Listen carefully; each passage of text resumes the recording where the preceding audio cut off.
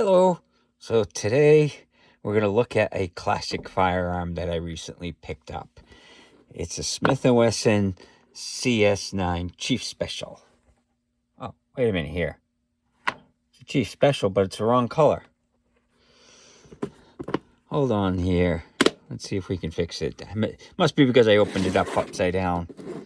So let's try that again. Okay, now that I got it turned around, let's see if it's the right one. There we go. So I recently picked this up used for about $350, which I like the old Smiths. So it was worth it. It came with 2 mags and the original box and instruction and everything. So I always like it when I can get the box that it came in. Because I keep all those boxes. I think it's, worth it to keep them all. So, came with 2 7-round mags. It's a 9mm. It's a Chief Special, which the model number is CS9, according to the thing. And this came with, well, let's get the basics first. So, I always like to get the basics done first. So,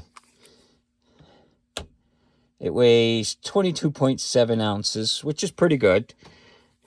And as you can see, it's empty. And let's get a trigger pull on this. Single action wise, I got 5 pounds, 8 ounces.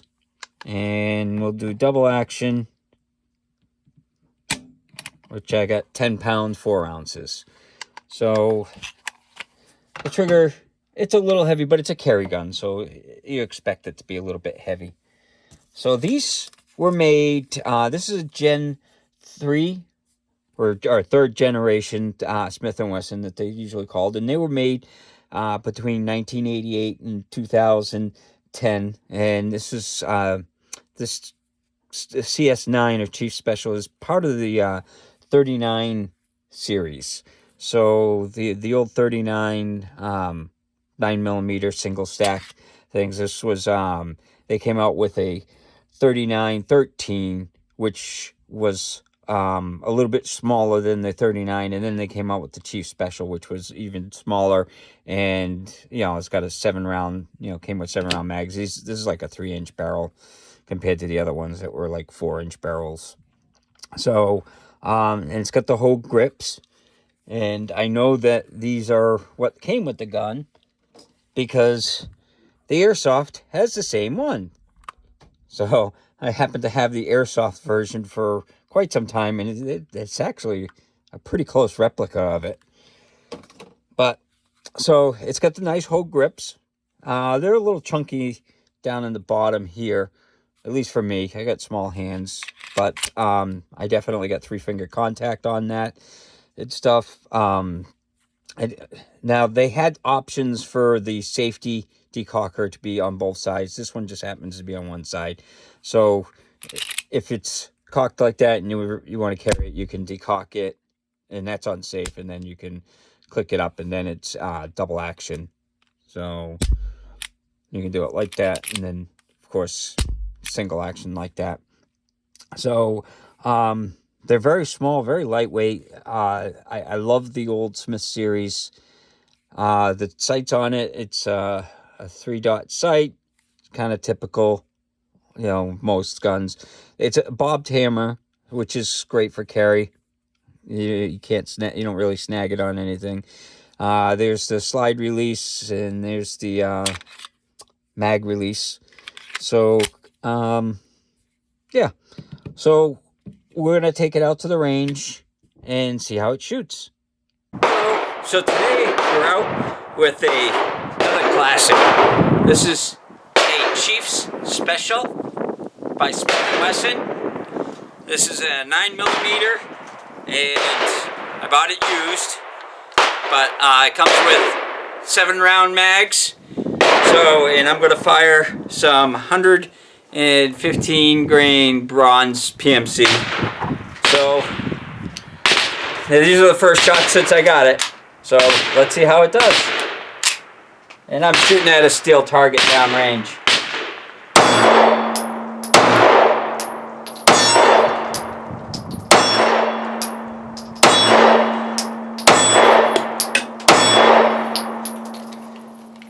No problems with those. Let's try another mag.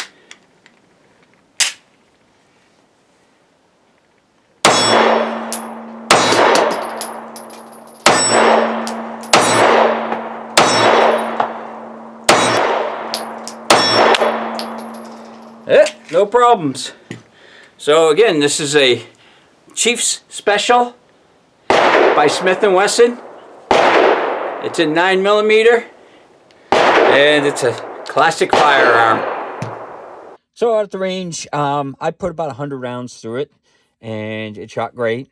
So show you how it comes apart for cleaning. So what you got to do is you have to move this little notch out for the slide release back beyond the circle there, and then push the pin out that way. So this can be kind of a pain to do. So I usually use a little pocket knife or something, a screwdriver or something to push it, because it's kind of hard to push. That's the problem with the old Smiths, is they just suck to take these pins out. And see if I can get it. There we go. So the pin comes out like that, and then the slide just comes off. And then you've got the spring, which is not captured. It's just the spring with a little metal guide rod, and then there's the barrel. And like I said, it's like a 3-inch barrel on it. But it comes apart, and this, by the third generation, they had the integrated bushing barrel. So it wasn't like the old bushings, like the 1911s and stuff, where my 659 had the bushing on it. So, and then put it back together. You just put it in like that. Now, these, you got to push these down, and these can be kind of a pain to push down sometimes. And then there you go. Once those are down like that, you got to put the pin in, rotate it in place, and then you move that back and push that in, and then that's it, and it's together. So it shoots pretty nice. It's got very little recoil. I mean, it's not that heavy a gun, but the way it is, it's, you know, pretty good for recoil. I didn't have any problems with it. It didn't feel like it was, you know, really high recoil for a small gun. It was really, really good. It's got some wear on it. So the other thing that I've been trying to find mags for it. So the mags, you can find mags for the 3913, and those are 8-round mags, so they stick out a little bit. So I'm going to try and order some of those. But what I found that was kind of interesting is this is a Firestar mag.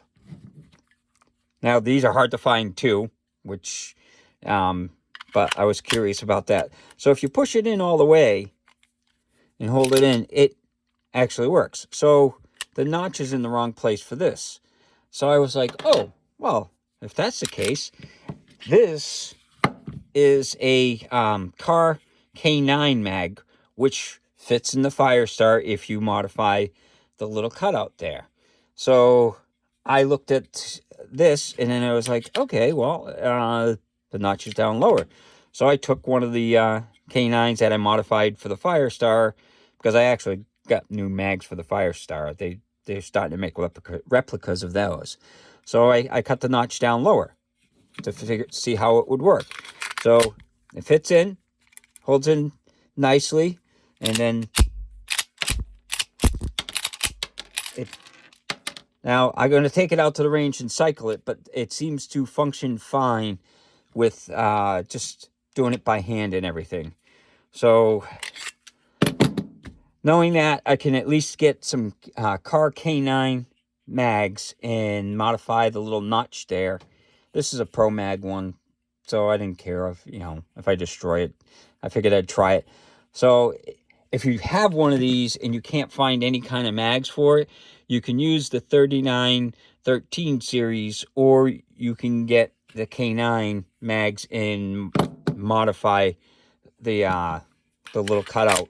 So it fits in, and it's kind of nice. You got a little bit of a gap there, but you still get the finger thing. So I think it might be a good option.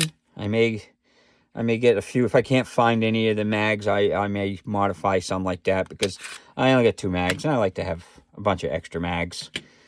So now this has also got a trigger mag safety, so you can't pull the trigger without the mag inserted, and then, you know, you can pull the trigger.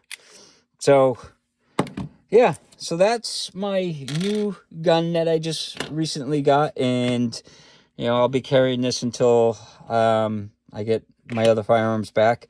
But yeah, this is Smith & Wesson Chief Special CS9, and they're great guns. So if you can find an old Smith, they're always been great guns. But I hope you enjoyed the video, and hope you have a good day.